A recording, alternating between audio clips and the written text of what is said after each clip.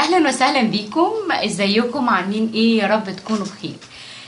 هنيجي للجزء الاخير في المفرش اللي انتوا شايفينه، اللي استخدمنا فيه ايطان اللاسيه وحطينا قطعه قماشه.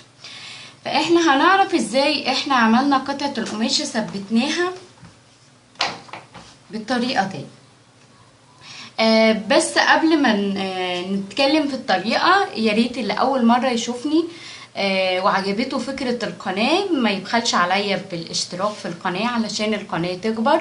ولو في أي تعليقات تقدروا تقولوها لي يا ريت، سواء حاجة عجبتكم أو ما عجبتكمش. أول حاجة احنا خلاص خلصنا المفرش بتاعنا وفكناه، فبنبتدي نجيب قطعة قماش. وانا في الحقيقة استخدمت، كان عندي كيس مخدة زيادة فانا قصيت منه واستخدمت الستان. بس بعد ما خدت رأي الجروب اللي انا قلت لكم عليه، اللي هو جروب تعليم مفارش اللاسيه للمبتدئات، اللي هو للنساء فقط.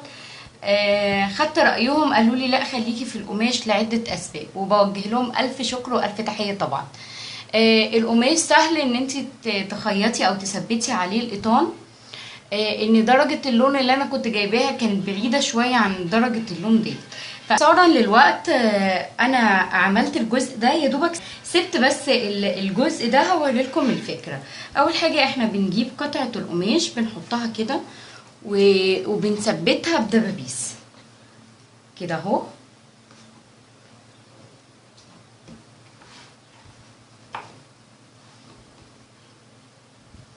دي اول حاجة احنا بنعملها، بس طبعا بنثبت الدبابيس في كل الاتجاهات. بعد ما ثبتها بالدبابيس طبعا في كل الاتجاهات، ابتديت اخيط خياطة عادية من على الجنب. بس طبعا الخياطة ما بمررش الابرة من تحت، انتوا عارفين القطان تخين، فانا خدتها من فوق وهوريلكم عملتها ازاي. بعد ما خدتها خياطة عادية من على الاطراف، ابتديت اقص الزيادة. اللي يعرف يقصها بالظبط من غير ما يعمل الفكرة بتاعتي هيكون افضل، بس انا يعني معرفتش غير الطريقة دي اللي انا بقول لكم عليها. بعد ما خيطت رحت قصيت الزيادات بحيث تبقى قد المفرش بالظبط. خيطت ازاي بقى في الاول؟ هوريكم في الجزء دوت، انا سايباه بس اختصارا للوقت. استخدمت خيط السيرما، وطبعا لو مش عندك تقدري تستخدمي خيط الكنفة براحتك، بس انا برتاح في الشغل ده.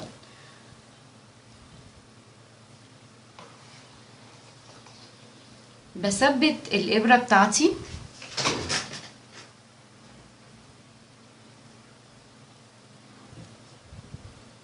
يعني انا خيطت على مرحلتين، اول حاجة الخياطة العادية وبعدين زي سرفلة كده. كده انا ثبت الابرة. بيجي برضو على الطرف ان انا اقصها على الطرف.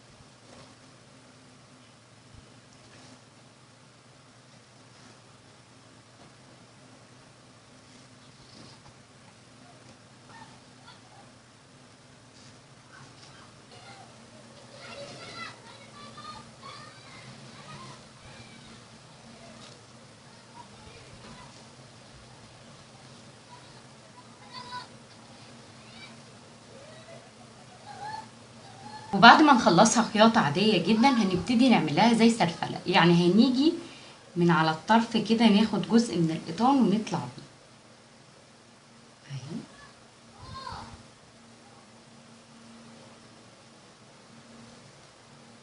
شغلنا من على الطرف ان احنا بنقفل كده الفينش بتاعنا، بنقفل الشغل بتاعنا.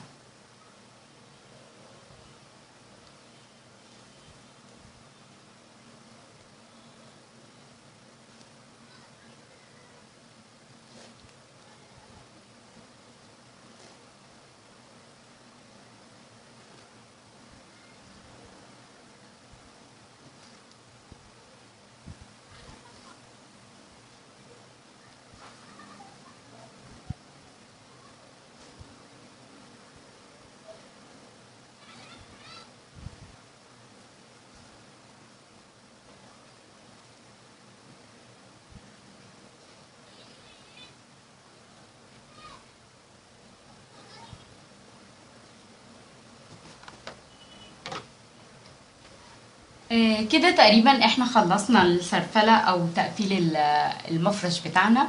يا رب تكون الفكرة عجبتكم. المفرش زي ما انتم شايفينه بسيط جدا، ما خدش مننا وقت بتاعي. ما تنسوش الاشتراك في القناة وتدعموني علشان فكرة اللاسيه تبتدي ترجع من اول وجديد. طبعا هي هتكبر بيكم انتوا ودعمكم للقناة. والف شكر لمتابعتكم لنهاية الفيديو. مع السلامة، باي باي.